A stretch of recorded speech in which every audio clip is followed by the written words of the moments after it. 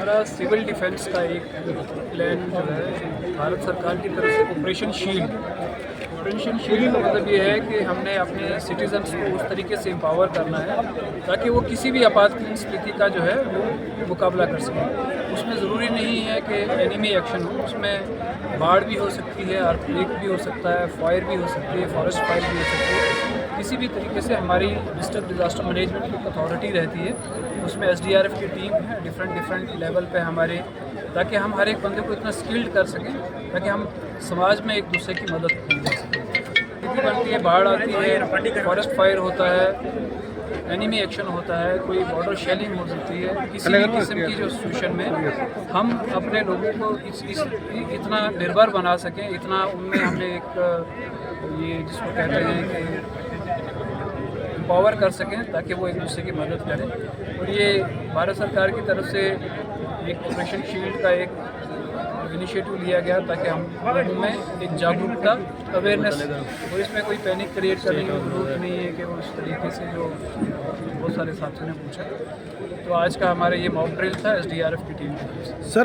ये आवाम को एक रूटीन मॉक ड्रिल है, इसमें कोई पैनिक होने की ज़रूरत नहीं है, ये आप ही की सेफ्टी और सुरक्षा के लिए की जा रही है, इसमें कोई पैनिक होने की जरूरत नहीं है। की तरफ ट्रांसपोर्ट कर रहे हैं तो ड्यूरिंग ट्रांसपोर्ट भी ये कंप्रेशन दे सकते हैं।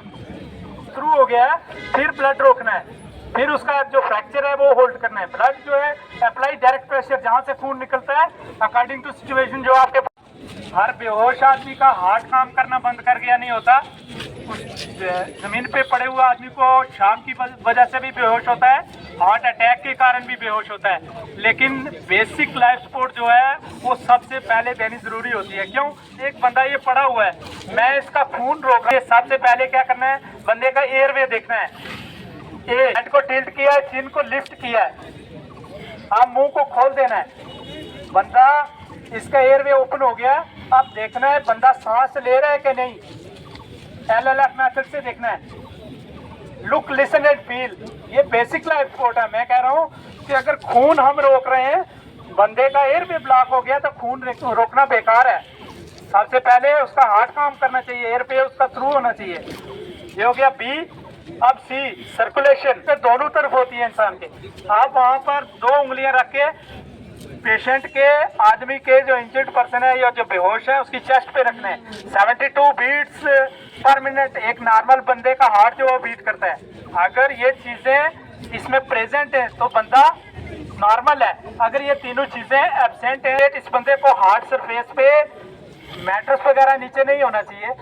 इसकी चेस्ट को लोकेट करना है। चेस्ट लोकेट करने का तरीका क्या है, एंड में जाइफॉइड प्रोसेस है, यहाँ से 4 इंच ऊपर मिडल ऑफ द चेस्ट या निप्पल लाइन के मिडल में आप ले सकते हो। राइट हैंड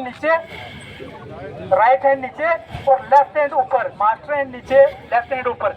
अपने एल्बो लॉक रखने और शोल्डर के जोर से 4 से 6 इंच इसको कंप्रेस करना है, छाती को नीचे दबाना है। क्यों? हार्ट को रिवाइव करने की कोशिश कर रहे हैं, जिस बंदे का हार्ट काम करना बंद कर गया है। 30x2 30 बार को वेंटिलेशन देना है, पफ देना है। फिर उसी को लोगों को नॉलेज नहीं होता, तो मेन मकसद इस मॉक एक्सरसाइज का यही था कि आपके एरिया में जब कोई ऐसा एक्सीडेंट होता है तो वहाँ पर जो लोग इंजर्ड होते हैं तो उन लोगों की कैसे सपोर्ट करनी है, कैसे मदद करनी है। जब तक एडमिनिस्ट्रेशन की तरफ से आपके पास कोई डिपार्टमेंट पहुंचता या कोई ऑर्गेनाइजेशन पहुंचती, जब सेलिंग वगैरह होती है तो उसमें एडमिनिस्ट्रेशन हर जगह बिजी होती है, हर जगह नहीं पहुंच सकती। तो जब तक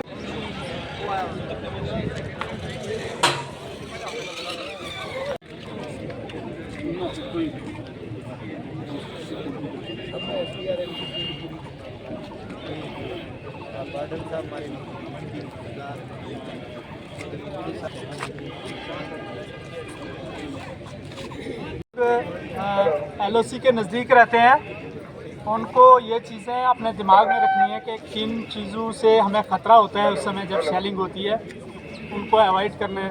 अननेसेसरी मूवमेंट नहीं करनी शेलिंग के दौरान। बेसमेंट को चूज़ करना है, वो जगह जहाँ पर आप सेफ रह सकते हैं, जिसमें मिनिमम जो है विंडोज़ हों, डोर्स हों। 2 दीवारों के पीछे, मतलब एक कमरा छोड़ के आप उसके पीछे वाले कमरे में, लास्ट कमरे में रह सकते हैं।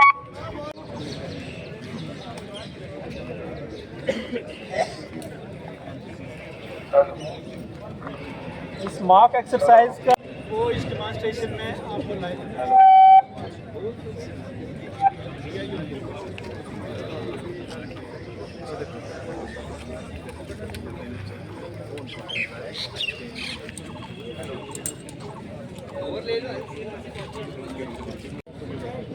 पे कैसे डैश करके ये अगर आप कहीं बाहर हैं ओपन प्लेस पे हैं तो अपने आप को कैसे अपने आप को कवर करना है, पोजीशन क्या रहेगी।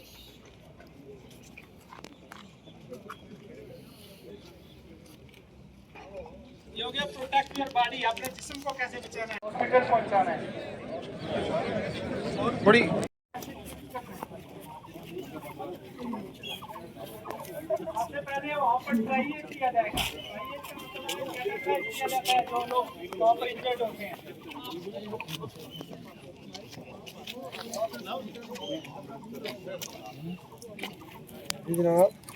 इस बंदे को सबसे ज्यादा जो खतरनाक इंजरी है, ज्यादा जख्मी हुआ उसको रेड रिबन जो है वो टैग किया जाएगा।